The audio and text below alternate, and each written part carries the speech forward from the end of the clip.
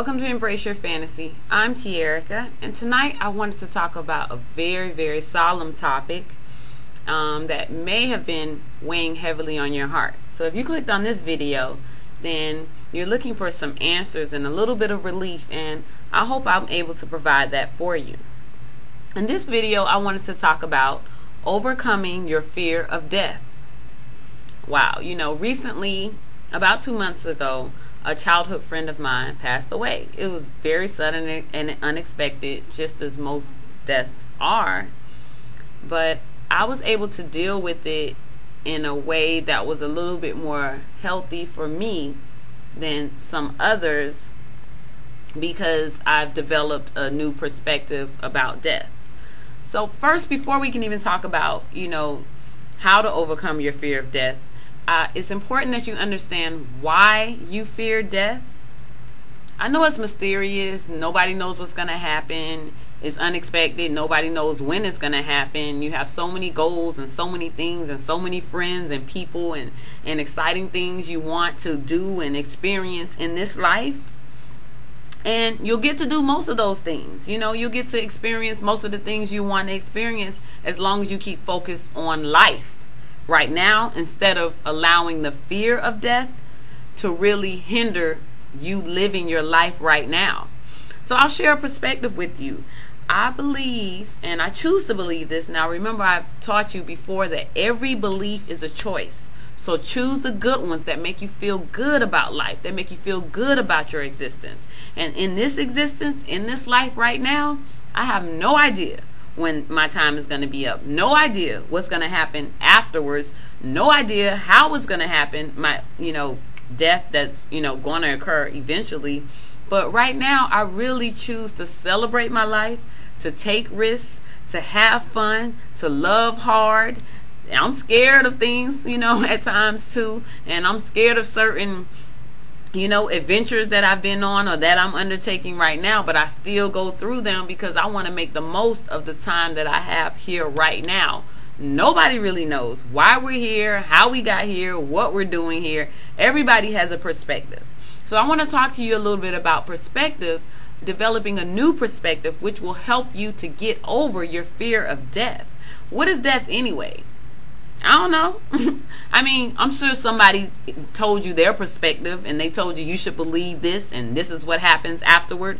But do you really know? Or are you really just hanging on to their belief, what they taught you, about death, and taking it as your truth? You can decide what your truths are for your life. You have to decide what your truths are for your life. In fact, you do decide what your truths are for your life. You don't take somebody else's word for it. If you do, then that's your choice in deciding what your truths are for your life. And if you decided to fear death, is it because someone else taught you that it's a bad thing? Is it because someone else taught you that after death, negative things could happen to you, or things that could be harmful to who you are could happen? And why are you choosing to believe what they said if it doesn't make you feel good? Oh gosh, Te-Erika, everything ain't feeling good. Everything not supposed to feel good. Why not? Things are supposed to feel good. And you can choose to feel good in every single moment if you choose your beliefs and choose your thoughts in a way that will propel or promote those positive feelings. I was thinking the other day, maybe death isn't a bad thing. Like the reason I was thinking about it is because I did not want to feel sad. And I was comparing my concept of death to maybe like the process of being born.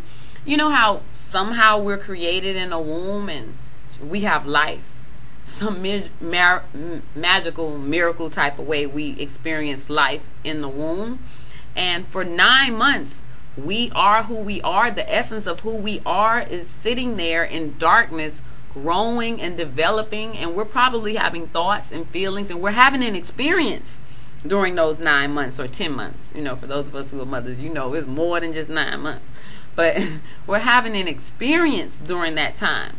And during that time, we're probably thinking, if we have a reasoning mind to think at that time, this is it. I'm growing, I'm living, that's our experience. of being in the womb. It's our only experience of what we would call life at that point. And then there comes a day where somehow your body starts to shift into this different position. And then all of a sudden you start to feel all these bumps. And then the next thing you know, your head is getting squeezed. And the next thing you know, you see this light. And oh my gosh, you might think you're dying at that point. But you're not really dying. You're about to live. Isn't that wild? How in the womb we could conceive death as the newness of life. So what happens when we die from this life experience? Couldn't we consider it to be the same thing? Maybe something good is going to happen. Maybe it's some kind of mystical, parallel, alternate universe that we're transitioning from this life to the next. I mean, I don't know. I don't have an answer, but you don't either. My point is, you can choose what you want to believe about death. You don't have to believe that you're going to hell. You don't even have to believe in hell if you don't want to. If it doesn't make you feel good, why believe in it? And I'm not saying, oh my gosh, just believe in everything that makes you feel good just for the sake of giving you permission to act all willy-nilly and do whatever you want to do. But I'm just saying, I just don't live my life in fear of being punished in an afterlife, or even in anticipation of a reward in an afterlife. Like, that's just not me. Like, I live because I'm enjoying this experience, and I want to have as many adventures as I can, and I want to love as much as I can, and love as hard as I can, and just be all that I can dream of being right now. And if death happens to come, who knows? You know, it could be something extremely exciting. It could be that the biggest dream that you ever held for your life is going to come true. Maybe that dream was in your heart because that is what happens next. Or maybe nothing happens. Nobody really knows. But all I know is, if you're fearing death for yourself, choose not to. Choose not to allow it to hinder your everyday progress. And choose not to allow it to hold you captive where you're experiencing death every day because you're so fearful of it. You won't go outside. You won't interact with anyone. You won't drive. You're imprisoning yourself by your fear. And that's not healthy. You're already experiencing the thing you fear because you're so preparing for it right now. Let it go. You never know. It could be like the biggest blessing that ever happened, the grandest adventure, the sweetest release. And I'm not saying look forward to it, but don't allow it to hinder this experience. Have an adventure. Take a risk. Be grand. Be bold. Dream bigger than you've ever dreamed before, and make this lifetime pop.